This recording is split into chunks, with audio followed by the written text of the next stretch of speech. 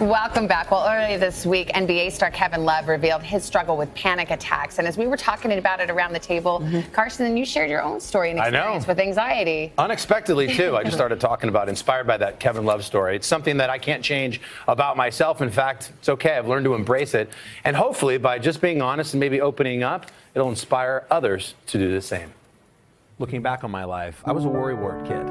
I was always worrying. My father died when I was 5. I had an ulcer when I was in high school. I've been nervous my whole life. My very first panic attack happened, and by the way, I didn't know what it was at the time, happened when I was a host at MTV. Welcome to the show, Total Request Live. The success of my career, I moved to New York and my life changed overnight. I had a hard time breathing.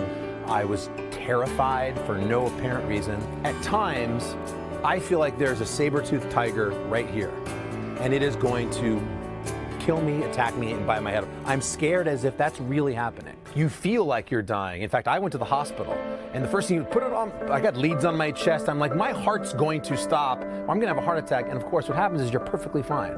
To this day, even when I'm on television, if you ever watch The Voice live on NBC, watch on a Monday or Tuesday nights, I'm never still. It's the same thing on Today's Show in the morning. Some days I'm just a little anxious.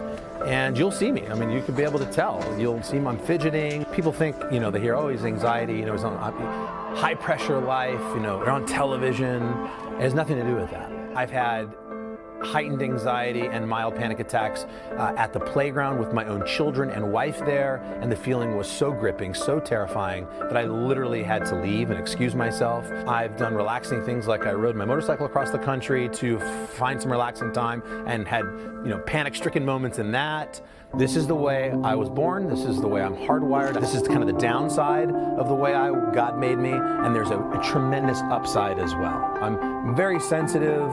I love music, and music moves me in a very visceral way, physically.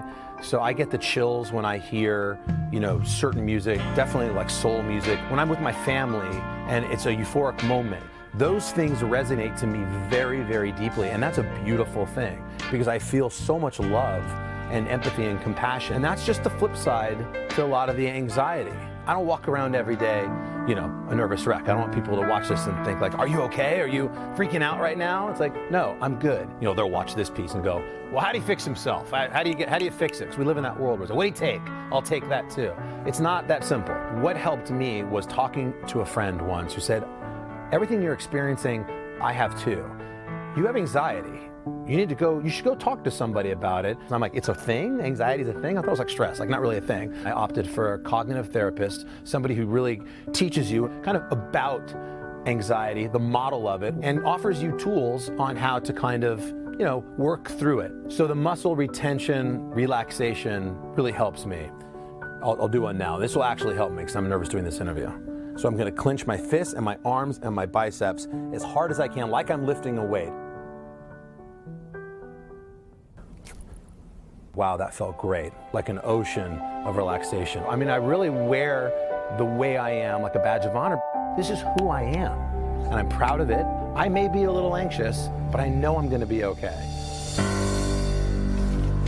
We're so proud of you. So funny. You can hear my father talking in that because as it pertains to men's health and anxiety, that was my dad growing up was, there's no such thing as stress or anxiety. It's not the flu or breaking a bone, rub some dirt on it. As boys, we grow up like that. Yeah. And then, anxiety, and the doctor can talk about it, you literally feel like a little boy when you're really uncomfortable having anxiety and you want your mommy, which is the antithesis of how you grew up. Yeah. So I was inspired by Kevin Love's piece to say, hey, listen, if you're out there and you're dealing with any of this stuff, go find somebody and talk to somebody. And let's introduce our guest. This is Tom Kersting. He's a licensed psychotherapist. He's an author of the book Disconnected. And I think Carson has done a really brave thing, which he does every day, actually, by just coming on and in spite of his fears and in spite of that anxiety, coming on and, just doing this job so well. But it's also important because I think a lot of men do have that stigma. It really is. When you look at the statistics, like more women seek treatment than men, okay? And this is why you see the statistic when you hear that more women have anxiety than men. That's not really true. It's just that more women go and seek the treatment. And sort of like what you're talking about, like the guy thing as well. We got to push things under the rug. I'm a man. I'm having anxiety right now as we're talking. Literally. And literally, my heart rate is up right now because I'm, here. This is important. But it's something, which is great that you and people like Kevin Love can come out and say that this is, relatively normal to some extent. How do you know if it's stress or if it's something more, if it's something you should go speak to someone about? Well, if it's really debilitating to you, Yeah. to the point where you can't sleep at night, Yeah. okay, you're having a hard time functioning at work and so forth, and it's just crippling you, then that's the time to go and seek some help and have somebody to talk to. And the men, you get more women in my profession that come to your office, but the men, usually it's the wife kicking them in, saying, listen, you gotta go see somebody. And then when they do, that becomes the highlight of their week. It's now an outlet for them to unwind, to reframe their thinking, to understand their inner being, and learn from them. Well, and I think it was interesting what you said, because a lot of people go, okay, wait a minute, does that mean that I'm supposed to be on some drug or something, and I don't want to sign up for drugs for the rest of my life? But you've actually felt with this cognitive behavioral therapy, it really makes a difference. Well, it's important for me to understand the model. I wanted to understand. It's just like flying. If you're scared to fly, go learn about avionics and flying and lift and aerodynamics and learn about it. You're still going to be nervous in the air, but at least you'll have a clear understanding as to how it all works. Yeah. So I have an understanding about how I work. Also, framework is everything, no matter, listen, people are so afraid about what other people think of you. Yeah. And I wish people could break down that wall too, because I guarantee you, everybody's got something. Everybody's got something. It's how you deal with it. And interesting that you're talking about this others. I give a lot of lectures and I talk about self-esteem.